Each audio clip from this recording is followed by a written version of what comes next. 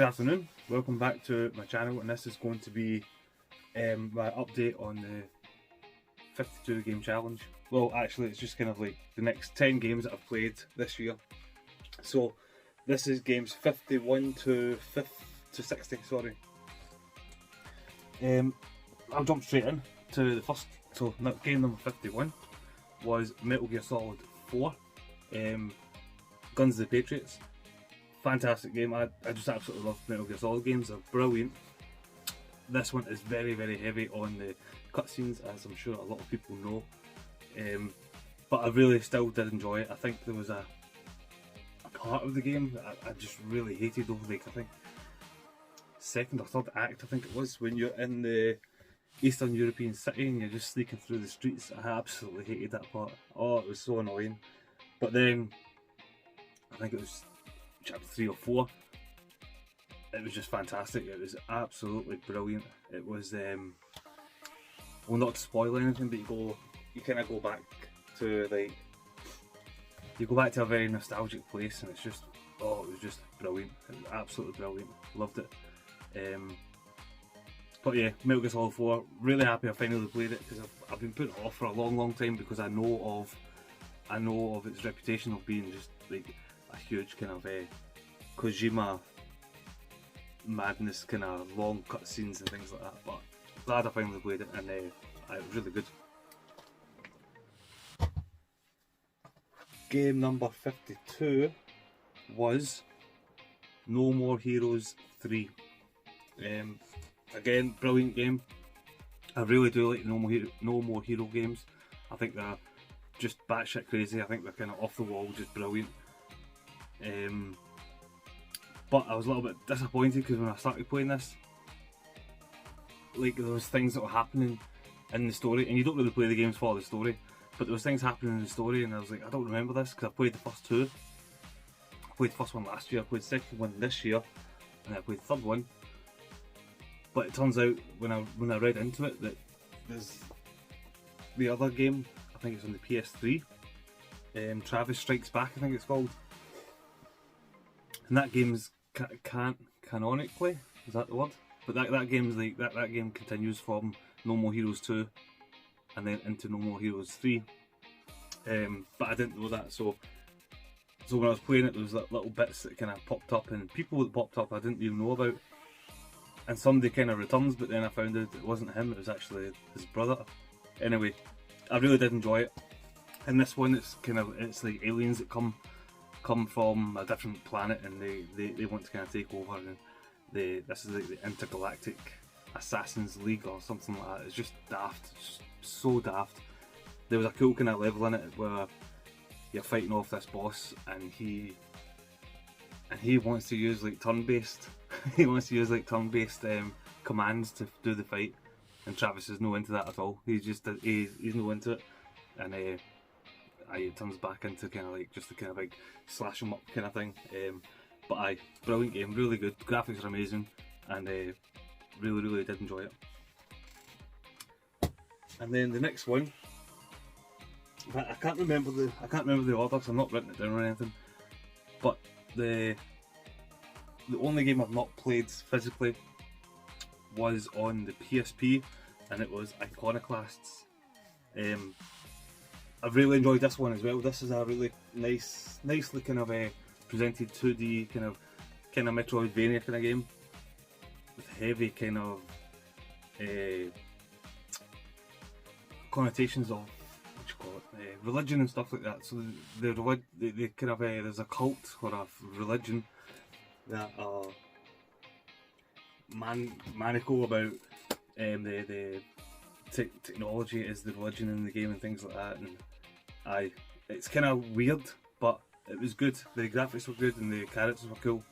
It didn't take that long, to be honest. It wasn't a big massive game, but it was alright. It looks absolutely gorgeous.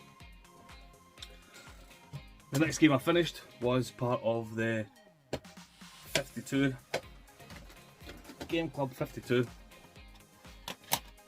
So that was Fireshark. So this game came up on the wheel. It was Retro Red Steve's pick. one of his picks, one of his 3, and it landed on this, and it was so much fun. I managed to I picked this up for 43 quid, I think it was, which is a lot of money for me, to be honest.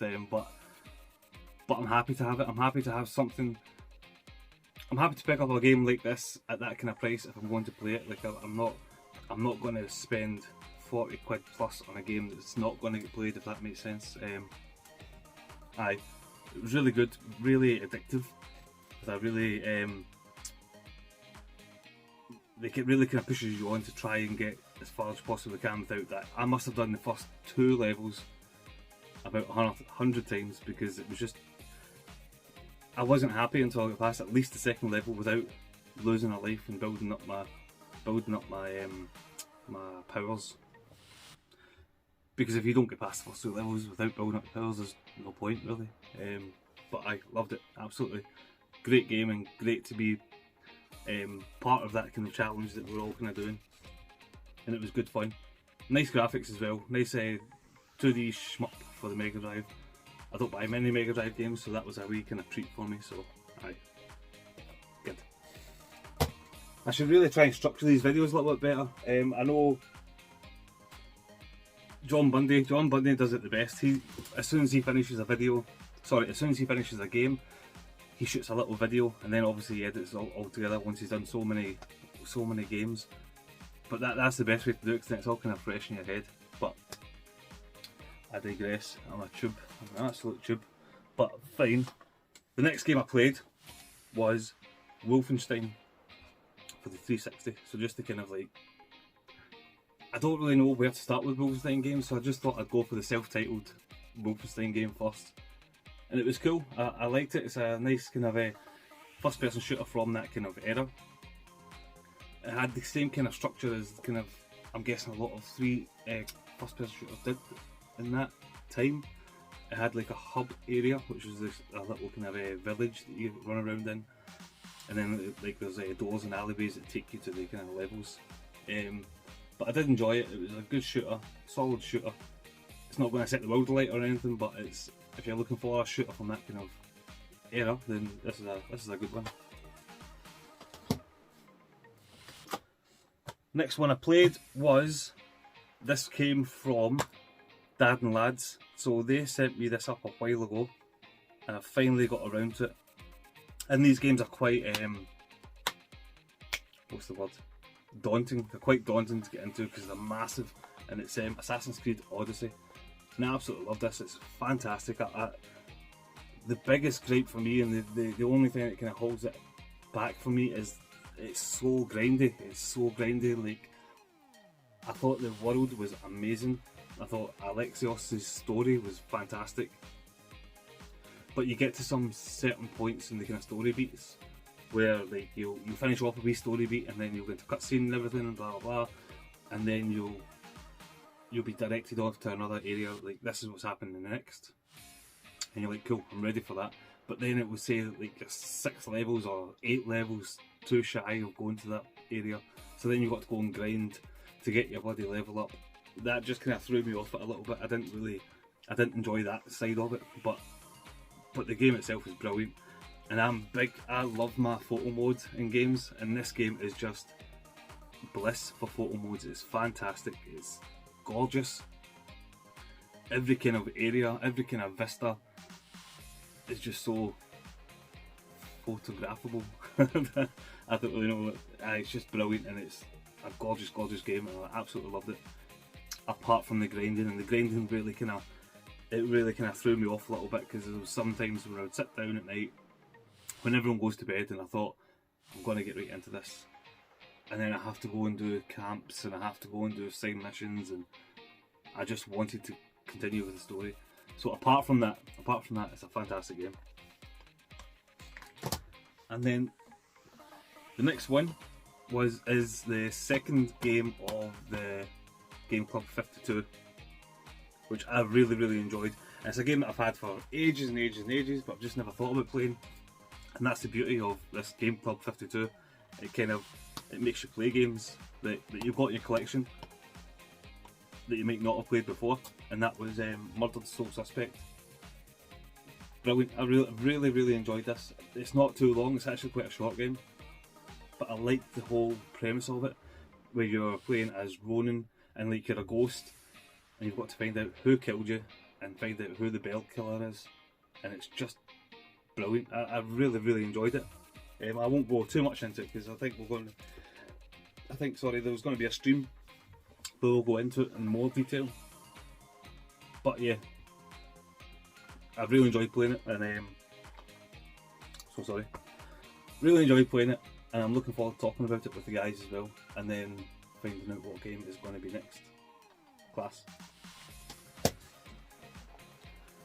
And this game here, I think I absolutely loved it. I absolutely adore this game, and it was quite a journey to kind of get to that point. It's a Returnal. This game is phenomenal, absolutely phenomenal. I can't sing the praises of this game high enough. It's just so bloody good on so many levels. I mean, for starters, the whole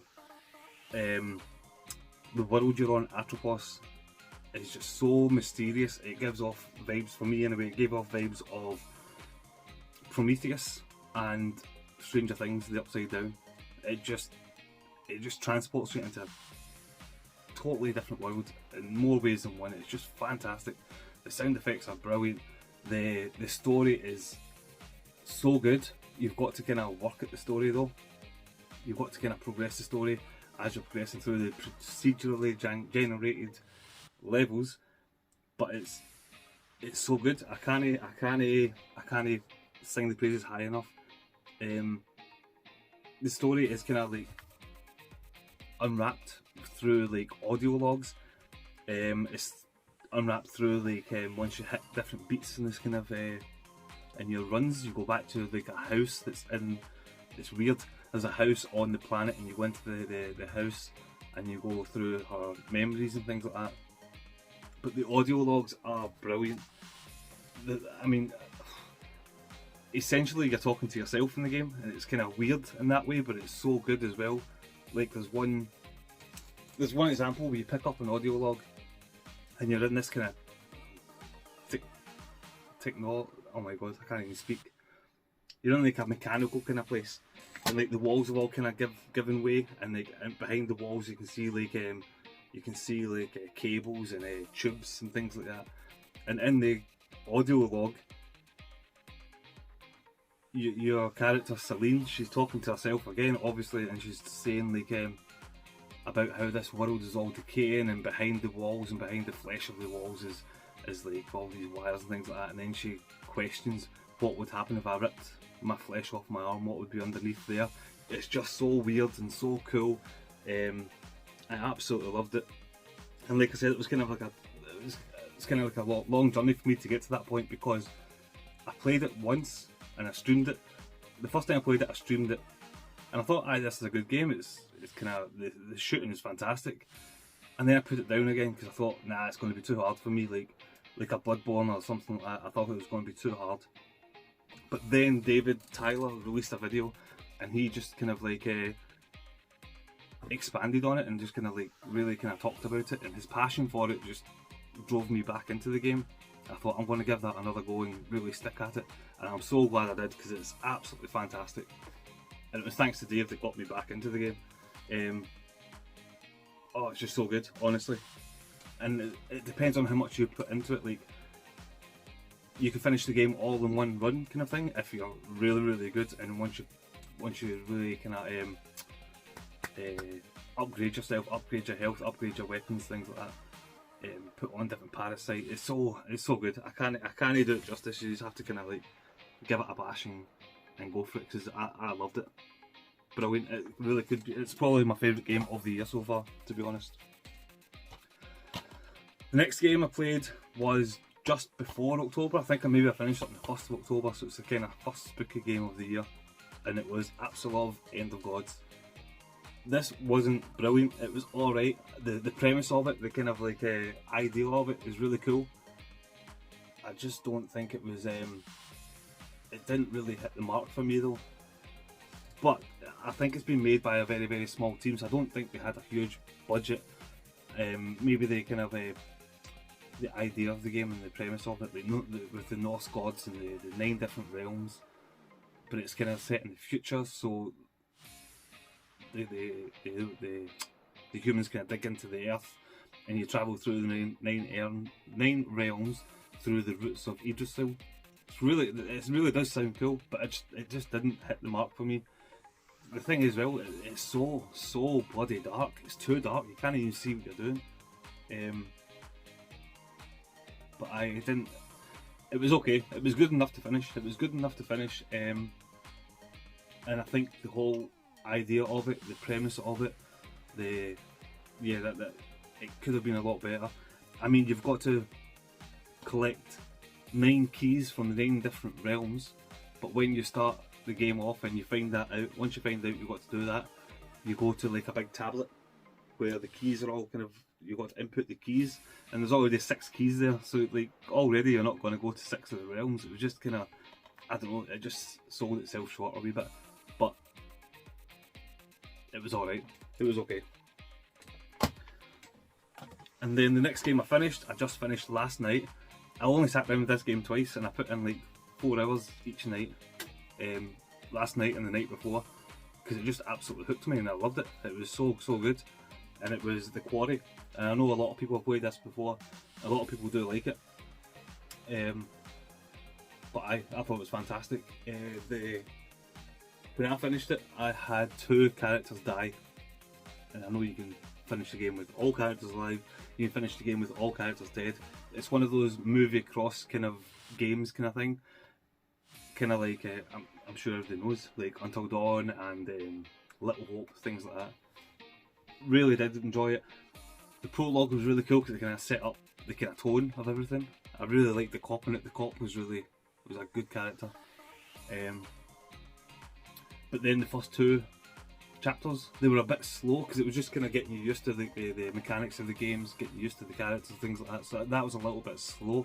But then once you hit, I think it was the 3rd chapter, it was just boom, boom, boom, boom, class all the way through, right to the end. A lot of collectibles, sorry, as well.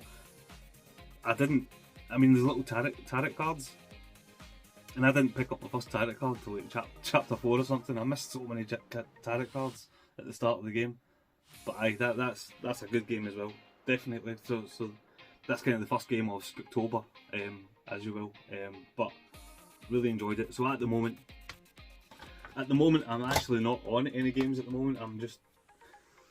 I've got quite a long week. Well, I've got 11 days straight coming up at work, so I don't know. I'll probably play a game every night. I come home from work and downstairs, but I don't know what I'm going to play yet. I've picked up a game recently that'll be on my pickups that I really want to play because I've seen some cool virtual photography of it, and it just looks really good. But anyway, that was my next 10. So that was the next 10 of my games this year. So we finished off the 52 game challenge, so I managed to get 52 done, and then we'll just keep on going until the end of the year. But anyway guys, thank you very much for watching, and take care. Cheers.